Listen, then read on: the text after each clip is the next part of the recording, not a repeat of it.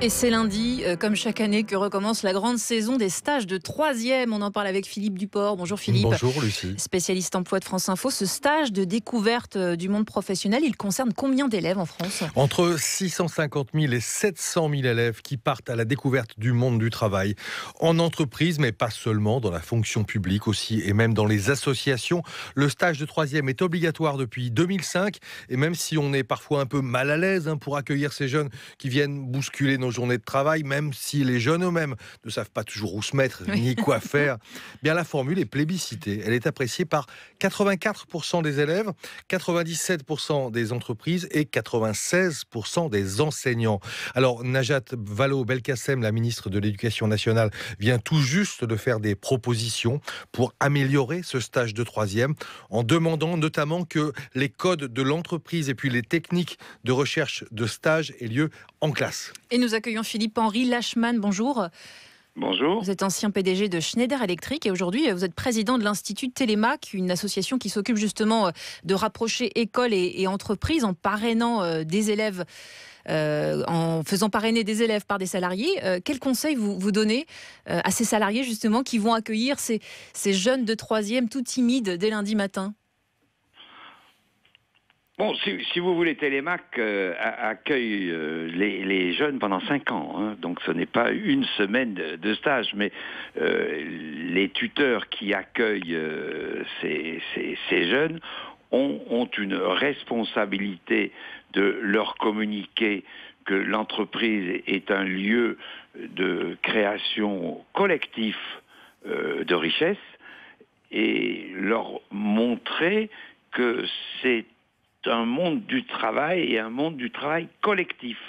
Je crois que c'est le premier enseignement qu'il faut faire aux enfants. Et aux élèves, qu'est-ce que vous avez envie de leur dire, Henri Lachmann, pour les aider à mieux comprendre, à mieux appréhender le monde de l'entreprise ? Je pense qu'il faut leur montrer l'ouverture, si vous voulez. Il faut leur montrer les clients. Il faut leur montrer les collaborateurs qui apportent des solutions et des produits qui satisfassent les besoins des clients.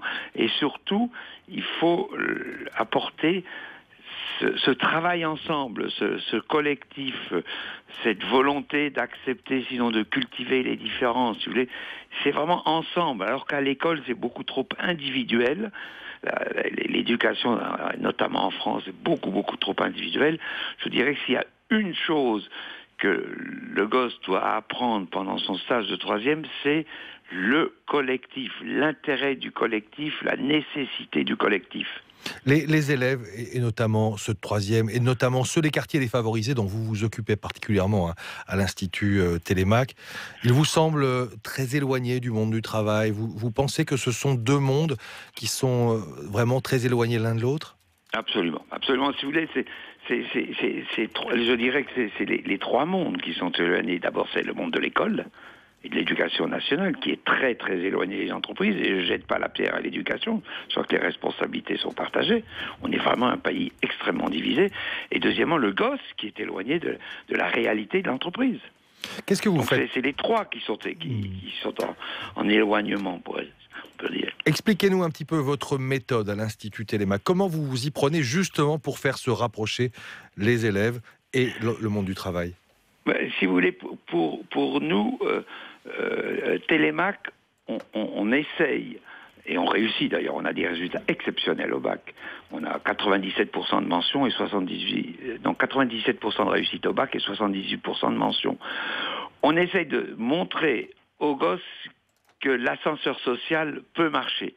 Donc on donne un référent scolaire qui suit l'enfant au collège puis au lycée, c'est pour ça que je vous disais que ça dure 5 ans, et on dote le gosse d'un tuteur en entreprise qui ne se substitue pas aux parents, mais qui lui donne une ouverture sur le monde, une ouverture sur autre chose que son quartier, voire son ghetto, et qui lui parle, qui le voit de temps en temps, qui lui explique comment marche le monde non défavorisé, et c'est cette ouverture qui fait que le gosse qui s'auto-censurait auparavant ne s'auto-censure plus, se bat et a des réussites exceptionnelles à l'école.